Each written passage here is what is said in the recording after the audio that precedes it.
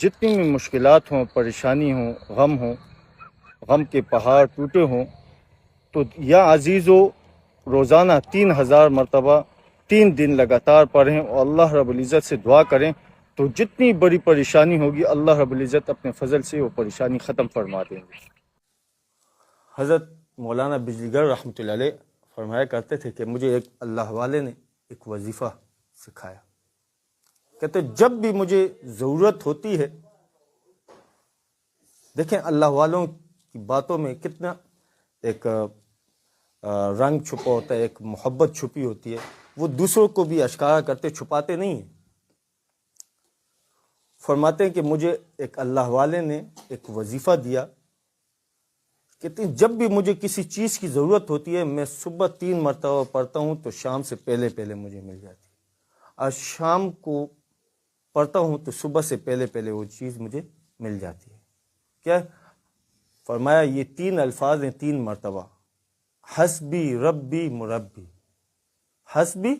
ربی مربی، یہ 3 الفاظ ہیں اور 3 مرتبہ پڑھنے، اور دل کی گہرائی سے پڑھنے۔ کوئی شخص چاہتا ہے کہ میری مشکل آسان ہو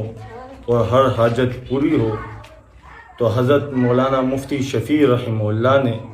اپنی کتاب جواہر الفقہ میں لکھا ہے کہ 1000 مرتبہ بسم اللہ الرحمن الرحیم پڑھے، اس کے بعد کم از کم 1 مرتبہ درود شریف پڑھے، اور پھر اللہ رب العزت سے دعا کرے،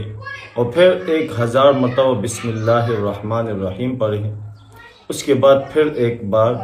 درود شریف پڑھے، اور پھر اس کے بعد اللہ رب العزت سے دعا کرے۔ اسی طرح 12000 عدد پوری کرنی ہے بسم اللہ الرحمن الرحیم کی، تو انشاءاللہ یہ عمل 7 دن تک کرتے رہیں،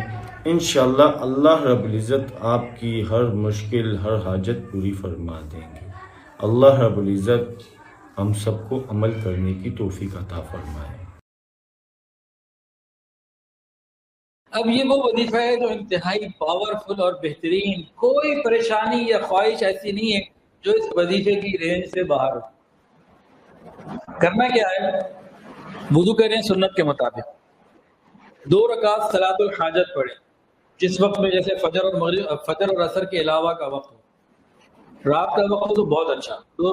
وضو کر لیں سنت کے مطابق، 2 رکعت صلاۃ الحاجت پڑھیں، اور اس کے بعد یہ دعا میں آپ کو پڑھ کے سنا رہا ہوں، یہ دعا اللہ سے مانگے، انشاءاللہ ہر حاجت پوری ہوگی، ہر خواہش پوری ہوگی، اللہ تعالیٰ کی طرف سے رحمتیں آئیں گی۔ وقت لگ سکتا ہے کیونکہ اللہ تعالیٰ کی رحمت سے دیکھتے ہیں کہ ہمارے لیے کون سی چیز کب مناسب ہے، ملے گی ضرور۔ اب وہ کیا کلمات ہیں جو عظیم کلمات ہیں، اللہ رب العزت کی شان اس کے اندر ظاہر ہوتی ہے، اور یہ حدیث کے اندر یہ بات ہے، یہ میری یہ کوئی عام وظیفہ نہیں ہے۔